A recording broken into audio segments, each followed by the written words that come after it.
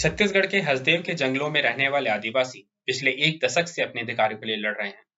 अब यह पूरा मामला देश भर में, यहाँ तक कि विदेशों में भी चर्चा का विषय बना हुआ है।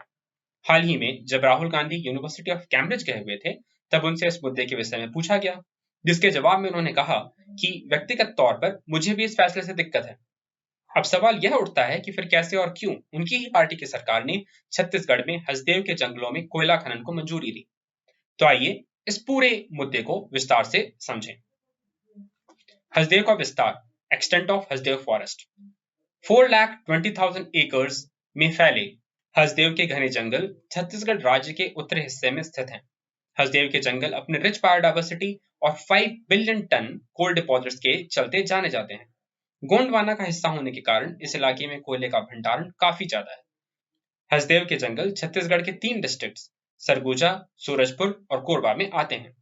महानदी की ट्रिब्यूटरी हसदेव नदी भी इसी इलाके से बहती है और हसदेव नदी पर ही बसा है हसदेव डैम, जिसका पानी पास के स्थित एनटीपीसी पावर प्लांट कोरबा में उपयोग में लिया जाता है। इसके साथ ही Hasdeo dam 2.5 lakh hectares agricultural land की सिंचाई में भी काम आता है। हसदेव जंगल मध्य प्रदेश के कान्हा टाइगर रिजर्व और झारखंड के पलामू के जंगल के बीच कॉरिडोर का भी काम करते हैं।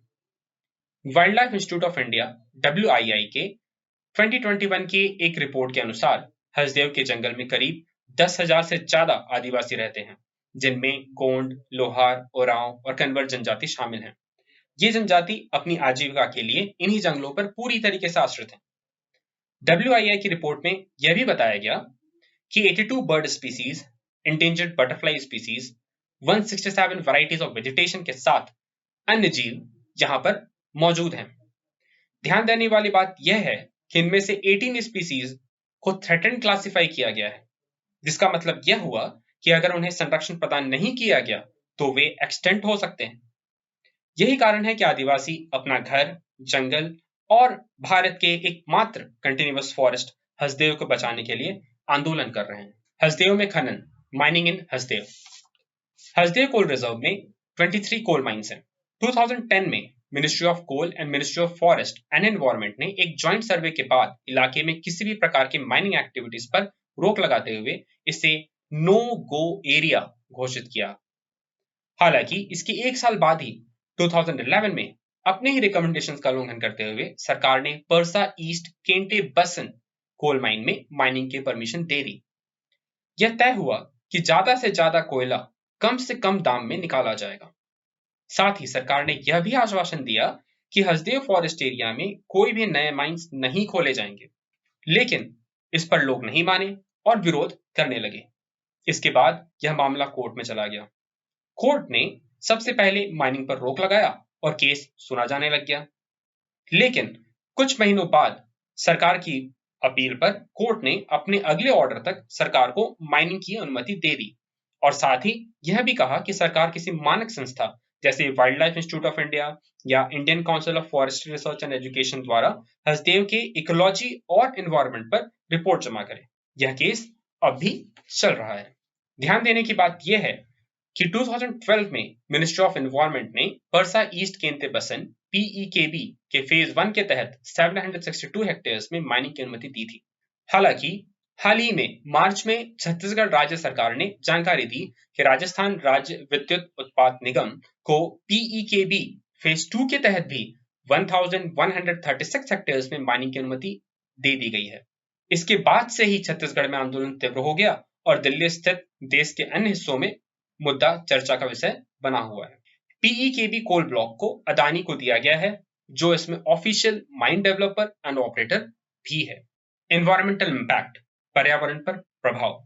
हसदेव पर ICFRE और WII की रिपोर्ट आ चुकी है और दोनों रिपोर्टों में माना गया है कि हसदेव में माइनिंग यहाँ के रिच बायोडायवर्सिटी को नेगेटिवली इंपैक्ट करेगा। रिपोर्ट के अनुसार छत्तीसगढ़ में ह्यूमन एलिफेंट कॉन्फ्लिक्ट बाकी राज्यों से काफी ज्यादा है, जबकि हाथियों की संख्या बाकी राज्यों की अपेक्षा कम है। इसका एक बड़ा कारण है हैबिटेट लॉस।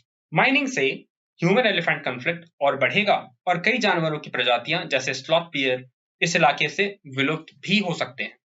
ICFRE ने अपनी रिपोर्ट में यह भी माना कि माइनिंग से यहां रह रहे ट्राइबल कम्युनिटीज के लाइवलीहुड, आइडेंटिटी और कल्चर को भी खतरा है।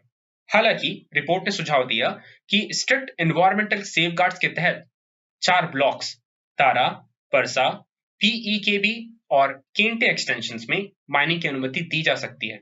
इन चारों ब्लॉक्स में से पीईकेबी ब्लॉक में ही सबसे ज्यादा थ्रेटेंड फ्लोरा और फौना मौजूद हैं।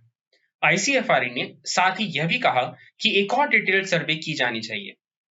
केस पहले से ही कोर्ट में पेंडिंग है, पर फिर भी छत्तीसगढ़ सरकार ने मार्च 2022 में पीईकेबी के फेज 2 माइनिंग की भी स्वीकृति दे दी।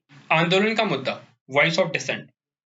हसदेव में माइनिंग के खिलाफ आदिवासी एक दशक से आंदोलन करते आ रहे हैं। इसमें कई सामाजिक संस्थान भी जुड़े हुए हैं। अक्टूबर 2021 में ट्राइबल कम्युनिटीज के लोग पद यात्रा करते हुए छत्तीसगढ़ की राजधानी रायपुर पहुंचे और विरोध प्रदर्शन किया। वहीं दूसरी ओर माइनिंग के समर्थकों का कहना है कि यदि छत्तीसगढ़ से कोयला राजस्थान नहीं पहुंचा तो राजस्थान में बिजली की कमी हो जाएगी। उनका कहना है कि पेड़ों को काटने से पहले नए पेड़ लगाए जा चुके हैं। उनके अनुसार इलाके में माइनिंग से वहां के लोगों का विकास होगा, नौकरी आएगी और लोगों का लिविंग स्टैंडर्ड अच्छा होगा। वहीं दूसरी ओर यहाँ के ग्रामीणों का कहना है कि परसा कोल माइन का एरिया 5th शेड्यूल में आता है। ये एरिया एक ट्राइबल डोमिनेटेड एरिया है और इसी कारण यहाँ पेसा यानी कि panchayat extension of scheduled areas act लागू होना चाहिए। इसका मतलब यह हुआ कि लाइवलीहुड यानी आजीविका से रिलेटेड डिसीजंस में उनकी एक महत्वपूर्ण भूमिका होनी चाहिए। पेसा के अनुसार लाइवलीहुड से जुड़े हुए डिसीजंस में ग्राम सभा की स्वीकृति जरूरी होती है। ग्रामीणों का कहना है कि सरकार ने उनसे अनुमति नहीं ली है और ग्राम सभा कंसेंट डॉक्यूमेंट्स का उपयोग किया जा रहा है। 25 मई को दिल्ली में आयोजित एक प्रेस कॉन्फ्रेंस में सामाजिक संस्था फ्रेंड्स ऑफ हसदेव अरण्य ने कहा कि माइनिंग एक्टिविटीज के लिए फेक ग्राम सभा आयोजित कराए गए। इसमें लोगों की सहमति नहीं है। उनके अनुसार यह पूरा मुद्दा लोकल है ही नहीं और जल, जंगल, जमीन से जुड़ा हुआ है। आपको ये पूरा डिस्कशन कैसा लगा, यह हमें कमेंट सेक्शन में बताएं। वीडियो को लाइक, शेयर और सब्सक्राइब जरूर करें। मिलते हैं अगले डिस्कशन में, जहां होगा एक नया मुद्दा और उसका एक डिटेल्ड एनालिसिस। धन्यवाद।